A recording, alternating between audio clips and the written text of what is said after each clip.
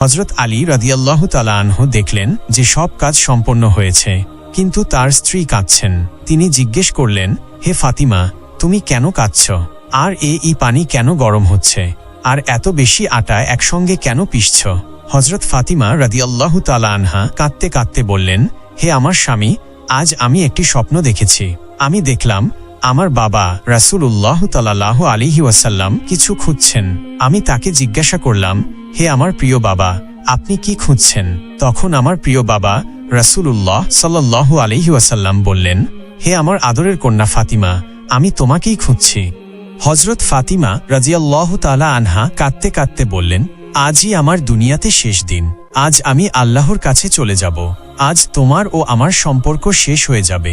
আজ আমার সন্তানদের মাথা থেকে মায়ের ছায়া সরে যাবে।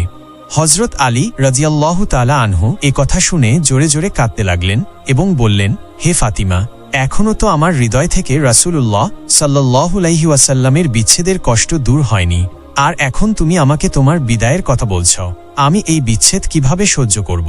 তখন হযরত ফাতিমা রাদিয়াল্লাহু তাআলা আনহা বললেন, যেভাবে তুমি আমার বাবা রাসূলুল্লাহ সাল্লাল্লাহু আলাইহি ওয়াসাল্লামের বিদায়ের দুঃখ সহ্য করেছ, ঠিক সেভাবে আমার বিদায়ের কষ্টও সহ্য করে নিও। হযরত আলী রাদিয়াল্লাহু আনহু আবার জিজ্ঞেস করলেন, এই পানি কেন গরম হচ্ছে? এত বেশি আটা একসঙ্গে কেন পিষছ?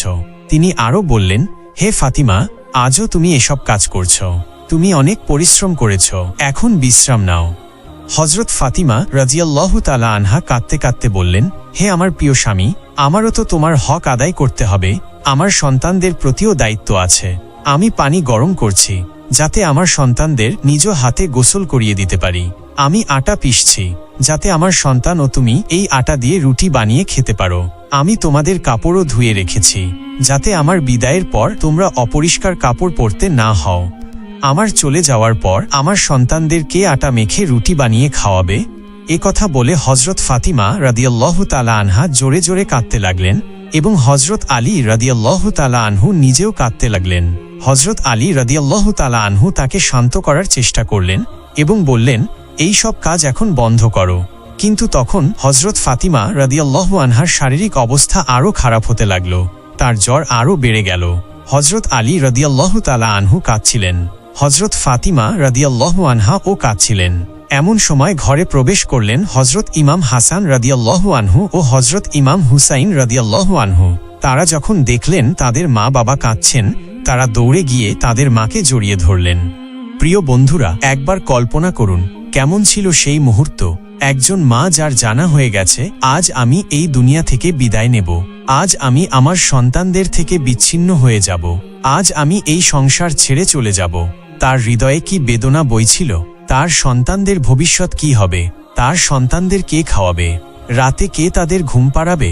হযরত আলী রাদিয়াল্লাহু তাআলা আনহু জোরে জোরে কাঁদতে লাগলেন। হযরত ফাতিমা রাদিয়াল্লাহু তাআলা আনহা ও কাঁদতে লাগলেন। নিজের বাবা মাকে কাঁদতে দেখে ইমাম হাসান রাদিয়াল্লাহু আনহু ও ইমাম হুসাইন রাদিয়াল্লাহু আনহু কাঁদতে লাগলেন। তারা জিজ্ঞেস করলেন, হে আব্বাজান, আপনি কেন কাঁদছেন? কিন্তু হযরত আলী রাদিয়াল্লাহু তাআলা আনহু কোনো উত্তর দিলেন না।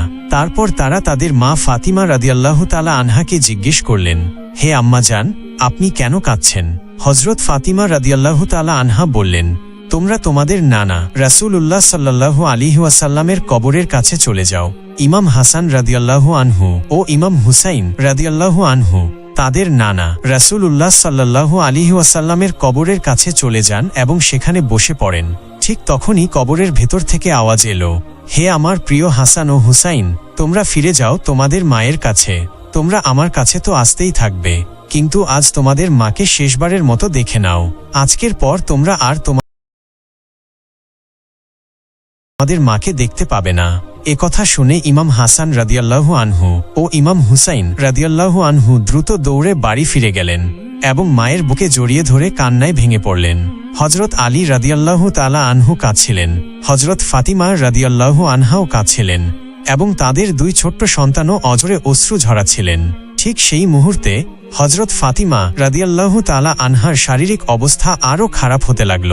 তিনি হযরত আলী রাদিয়াল্লাহু তাআলা আনহু এর দিকে তাকিয়ে বললেন, হে আমার প্রিয় স্বামী, আপনার কাছে আমার 3টি অনুরোধ আছে। হযরত আলী রাদিয়াল্লাহু তাআলা আনহু চুপচাপ শুনতে লাগল। এরপর হজরত ফাতেমা রাদিয়াল্লাহু তাআলা আনহা বললেন, হে আমার স্বামী, আমার প্রথম অনুরোধ হল, যদি আমি কখনো আপনার কোনো আদেশ অমান্য করে থাকি, আপনার কোনো হক আদায়ে কোনো ভুল করে থাকি, তাহলে দয়া করে আমাকে ক্ষমা করে দেবেন। এ কথা শুনে হজরত আলী রাদিয়াল্লাহু আনহু কাঁদতে কাঁদতে বললেন, হে ফাতিমা, তুমি তো নবীর কন্যা, তুমি তোমার সমস্ত দায়িত্ব সুন্দরভাবে পালন করেছ। আমি তোমার প্রতি সর্বদা সন্তুষ্ট ছিলাম এবং আছি। তোমার প্রতি আমার কোনো অভিযোগ নেই। এরপর ফাতেমা রাদিয়াল্লাহু তাআলা আনহা আবারও বললেন, দ্বিতীয় অনুরোধ হল, হে আমার প্রিয় স্বামী, আমার দুনিয়া ছেড়ে চলে যাওয়ার পর যদি আপনার আবারও বিয়ে করার প্রয়োজন হয়, তাহলে নিশ্চিন্তে বিয়ে করুন, কিন্তু আমার সন্তানদের প্রতি ভালোবাসার কোনো অভাব যেন না হয়, তাদের যেন কখনো মায়ের অভাব অনুভব না হয়। এরপর তিনি আরও বললেন, আমার তৃতীয় অনুরোধ হল, যখন আমি দুনিয়া থেকে বিদায় নেব, তখন আমার জানাজায় কাউকে ডাকবেন না। হজরত আলী রাদিয়াল্লাহু তাআলা আনহু এই কথা শুনে বিস্মিত হয়ে গেলেন এবং বললেন, হে ফাতিমা, তুমি তো নবীর কন্যা, আমি কিভাবে তোমার জানাজায় কাউকে ডাকব না?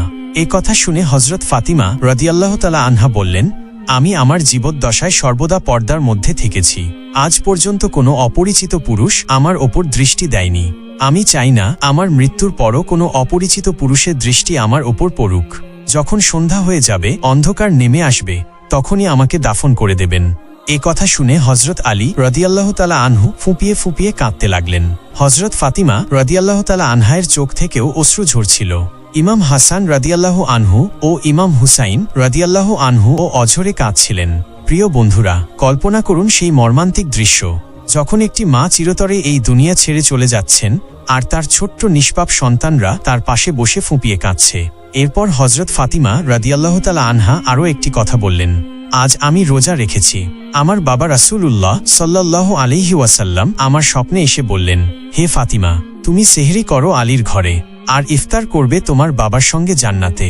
এই কথা বলে হজরত ফাতিমা রাদিয়াল্লাহু তাআলা আনহা চিরতরে আল্লাহর সান্নিধ্যে চলে গেলেন। এরপর তাকে কাফন পরানো হলো।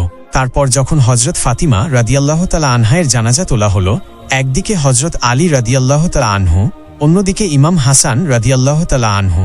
আর ঠিক তখনই সেখানে এক সাহাবী এলেন, যার নাম ছিল হজরত আবু যর গিফারি রাদিয়াল্লাহু আনহু। হজরত আলী রাদিয়াল্লাহু তাআলা আনহু তাকে বললেন, হে আবু যর, আজ নবীজির আদরের কন্যা দুনিয়া থেকে বিদায় নিয়েছেন, কিন্তু আমি ফাতেমার জানাজা আমার কাঁধে তুলতেই পারছি না। আমার কাঁধ যেন ভারী হয়ে যাচ্ছে। তাই তুমি একদিক থেকে ফাতেমার জানাজা তোমার কাঁধে তুলে ধরো। প্রিয় বন্ধুরা, যে আলী এত শক্তিশালী ছিলেন, যার শক্তির কাছে কেউই পেরে উঠত না, সেই তিনি আজ একটি জানাজা কাঁধে তুলতে পারছিলেন না। সেই দুই নিষ্পাপ শিশু ইমাম হাসান ও ইমাম হুসাইন রাদিয়াল্লাহু আনহু কাঁদছিলেন। হজরত আলী রাদিয়াল্লাহু তাআলা আনহু কাঁদছিলেন। হজরত আবু যর গিফারি রাদিয়াল্লাহু তাআলা আনহু কাঁদছিলেন।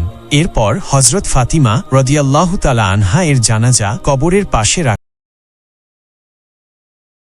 রাখা হলো। কবর খোঁড়া হলো। হজরত আলী রাদিয়াল্লাহু তাআলা আনহু কবরের দিকে তাকালেন, যেখানে বিবি ফাতিমা রাদিয়াল্লাহু তাআলা আনহাকে শায়িত করা হবে। হজরত আলী রাদিয়াল্লাহু তাআলা আনহু এত কাঁদলেন যে তার দাড়ি মোবারক ভিজে গেল, তার কাপড় অশ্রু জলে সিক্ত হয়ে গেল। কখনো তিনি হজরত ফাতিমা রাদিয়াল্লাহু তাআলা আনহা এর দিকে তাকাচ্ছিলেন, আবার কখনো নিজের নিষ্পাপ সন্তানদের দিকে। এই দৃশ্য দেখে হজরত আবু যর গিফারি রাদিয়াল্লাহু তাআলা আনহু এর চোখেও অশ্রু চলে এলো। তিনি কবরের দিকে তাকিয়ে বললেন, হে কবর, তুমি কি জানো, তুমি কি বুঝতে পারছো এই জানাজা কার? এটি মুহাম্মদ সাল্লাল্লাহু আলাইহি ওয়াসাল্লামের কন্যার হজরত ফাতেমা রাদিয়াল্লাহু তাআলা আনহার জানাজা। এটি হজরত আলী রাদিয়াল্লাহু তাআলা আনহুর স্ত্রীর জানাজা। এটি ইমাম হাসান ও ইমাম হুসাইন রাদিয়াল্লাহু আনহুমা এর মায়ের জানাজা। ঠিক তখনই কবর থেকে আওয়াজ এলো, আমি সম্পর্ক দেখি না, আমি কেবল আমল দেখি। প্রিয় বন্ধুরা, এই কবরের আওয়াজ হজরত ফাতিমা রাদিয়াল্লাহু আনহার জন্য ছিল না, কারণ তিনি তো আগেই জান্নাতের নারী সর্দার হয়ে গিয়েছিলেন। তিনি ছিলেন নিষ্পাপ, নির্দোষ। এই আওয়াজ আমাদের মতো গুনাহগারদের জন্য ছিল, যারা পাপের সাগরে ডুবে আছি। এরপর হজরত ফাতিমা রাদিয়াল্লাহু তাআলা আনহাকে কবরের মাটিতে শায়িত করা হলো। হজরত আলী রাদিয়াল্লাহু তাআলা আনহু তার সন্তানদের বুকে জড়িয়ে ধরে কবরের পাশে বসে রইলেন। অনেকক্ষণ ধরে কাঁদতে থাকলেন। সেই নিষ্পাপ দুই শিশু ইমাম হাসান ও ইমাম হুসাইন রাদিয়াল্লাহু আনহুমা তাদের মায়ের স্মৃতিতে ফুঁপিয়ে ফুঁপিয়ে কাঁদছিলেন।